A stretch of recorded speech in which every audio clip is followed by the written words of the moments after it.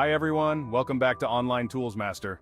In today's tutorial, we're diving into the GIF Frame Extractor tool from onlinegiftools.com. You can extract one frame, several frames, or even a range of frames from a GIF. The extracted frames can be arranged in various layouts like a horizontal strip, a rectangular grid, or a vertical column. You can also adjust the padding and background color, and even add frame numbers for better organization. For our first example, let's extract a single frame from a jellyfish GIF. This GIF has 31 frames, and we're going to extract the 12th frame. Here we have the jellyfish GIF, and we're setting the preview speed to 140 milliseconds per frame. Let's locate and extract the 12th frame, and there it is.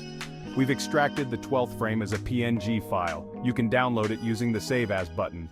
For our final example, we'll extract specific frames from a Street Fighter GIF featuring the character Ibuki.